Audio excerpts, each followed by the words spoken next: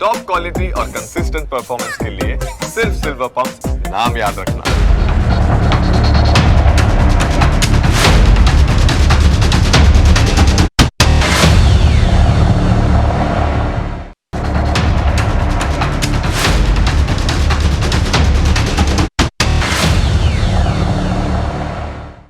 અમદાવાદના પ્લેન ક્રેશથી આખો દેશ સ્તબ્ધ છે.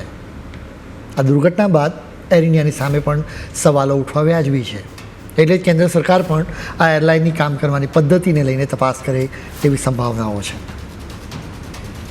ટાટા ગ્રુપે 27મી જાન્યુઆરી 2022ના દિવસે એર ઇન્ડિયામાં 100% હિસ્સો ખરીદી લીધો હતો. એટલે કે આ એરલાઇનરની માલિકી ટાટા ગ્રુપની થઈ ગઈ, જેના પછી તરત જ આ કંપનીની વિરુદ્ધ એક્શન લેવાની શરૂઆત થઈ ગઈ હતી. જેના પછી આ એરલાઇનરને સતત શોકોઝ નોટિસ આપવામાં આવતી રહી હતી. એટલું નહીં, અનેક વખત દંડ પણ ફટકારવામાં આવ્યો છે. એર ઇન્ડિયાને માત્ર છેલ્લા 2 મહિનામાં 15 શોકોઝ નોટિસ ફટકારવામાં આવી છે. આ નોટિસોમાં એર ઇન્ડિયાના વિમાનો અને કામ કરવાની પદ્ધતિને લઈને અનેક સવાલો ઉઠાવવામાં આવ્યા છે. અમે એક પછી એક નોટિસો તમારી સમક્ષ રજૂ કરીશું. એટલું જ નહીં, સરકારી એજન્સી દ્વારા એર ઇન્ડિયાની વિરુદ્ધની તપાસમાં શું બહાર આવ્યું એ પણ તમારે જાણવું જરૂરી છે.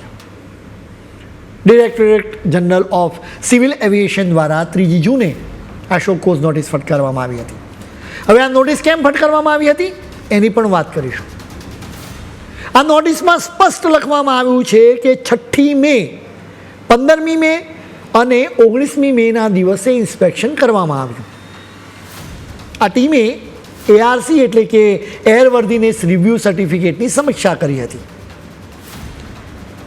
આ સર્ટિફિકેટ મળે એટલે માનવાનું કે પ્લેન ઉડાડવા માટે ફિટ છે. આ શોકોઝ નોટિસમાં લખવામાં આવ્યું છે કે ઇમરજન્સી ઇક્વિપમેન્ટ એક્સપાયર થયા હોવા છતાં અનેક વિમાનોએ ઉડાન ભરી હતી. 5મી જૂને એર ઇન્ડિયાને ફરી એક નોટિસ ફટકારવામાં આવી, જેમાં એર ઇન્ડિયાની ફ્લાઇટ AI189VTALMનો ઉલ્લેખ છે. આ ફ્લાઇટ બોઈંગ 777-300ER વિમાન ઓપરેટ કરે છે. એટલે કે બોઈંગના વિમાનને લઈને જ આ શોકોઝ નોટિસ ફટકારવામાં આવી. ટ્રાન્સપોર્ટ કેનેડા ઓથોરિટીની ઓફિસમાંથી મળેલી ફરિયાદના આધારે આ નોટિસ મોકલાઈ હતી. ફ્લાઇટમાં કેટલીક પેસેન્જર સીટ્સને લઈને ફરિયાદો કરવામાં આવી. વળી એ સીટ નંબર્સ પણ લખવામાં આવ્યા હતા. આ પેસેન્જર સીટ્સના સીટ બેલ્ટમાં સમસ્યાઓ હતી. સીટ બેલ્ટમાં ખામી હોય તો પેસેન્જરને મુશ્કેલી થઈ શકે છે. એનું કારણ એ છે કે બોઈંગ વિમાનો ઓચિંતા નીચે આવી જાય છે. એટલે કે પ્લેન થોડીક જ સેકન્ડ્સમાં 1500 ફૂટ નીચે આવી જાય, જેના કારણે એક આંચકો લાગી શકે. એટલે પેસેન્જર્સ પોતાની જગ્યાએથી ઉછળીને પડી જાય, જેના કારણે તેને ઈજા પણ થઈ શકે. એર ઇન્ડિયાની ફ્લાઇટ AI189VTALMમાં કમ્યુનિકેશન, સંકલન અને કેટલીક કાર્યવાહીઓમાં પણ ખામી પકડાઈ હતી. આ શોકોઝ નોટિસમાં લખવામાં આવ્યું છે અને ચોખ્ખું છે કે એર ઇન્ડિયાનો ચીફ ટેકનિકલ ઓફિસર એની ફરજ નિભાવવામાં નિષ્ફળ રહ્યો છે. આ શોકોઝ નોટિસનો 15 દિવસમાં જવાબ આપવા આદેશ પણ આપવામાં આવ્યો. હવે ડિરેક્ટોરેટ જનરલ ઓફ સિવિલ એવિએશનની તપાસમાં કઈ ચોંકાવનારી વિગતો બહાર આવી એની વાત કરીશું. આ તપાસ રિપોર્ટમાં નિયમોના ભંગ માટે જવાબદાર લોકોના નામ પણ લખવામાં આવ્યા છે. એર ઇન્ડિયાના accountable manager Campbell Wilson, continuing airworthiness manager Subro Bose, quality manager Mohit Nanda અને હેડ ઓફ પ્લાનિંગ પ્રશાંત ગોસવની કથિત અપરાધી ગણવામાં આવ્યા છે. આ લોકોને કથિત અપરાધી કહેવાનું કારણ એ છે કે એર ઇન્ડિયાના વિમાનોમાં એક્સપાયર થઈ ગયેલા ઇમરજન્સી ઇક્વિપમેન્ટનો ઉપયોગ કરવામાં આવતો હતો. આવા એકાદ બે નહીં પણ અનેક વિમાનોમાં આવા ફોલ્ટી ઇમરજન્સી ઇક્વિપમેન્ટનો ઉપયોગ કરવામાં આવ્યો હોવાનું લખવામાં આવ્યું છે. આ તપાસ રિપોર્ટમાં લખવામાં આવ્યું છે કે 3 માર્ચે અને 2 એપ્રિલે એક ઇન્સ્પેક્શન કરવામાં આવ્યું હતું. આ ઇન્સ્પેક્શન્સમાં બહાર આવ્યું કે એસ્કેપ સ્લાઇડ્સના ભાગને અસર થઈ છે.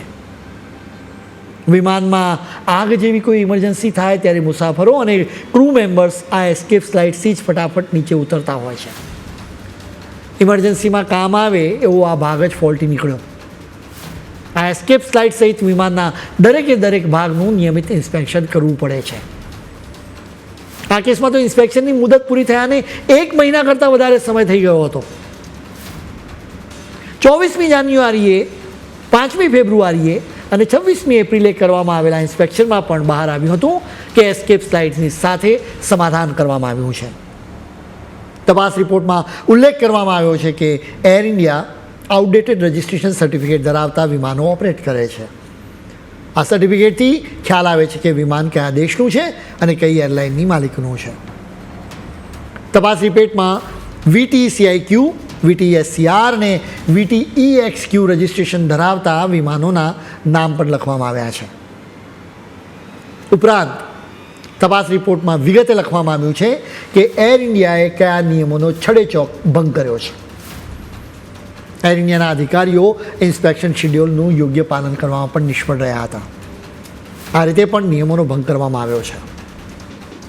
તપાસ રિપોર્ટમાં એવો પણ ઉલ્લેખ કરવામાં આવ્યો છે કે ફરજિયાત ઇન્સ્પેક્શનને મિસ કરાયું છે, એટલે કે સર્ટિફિકેટ ઓફ એરવર્ધીનેસ સસ્પેન્ડ ગણાશે.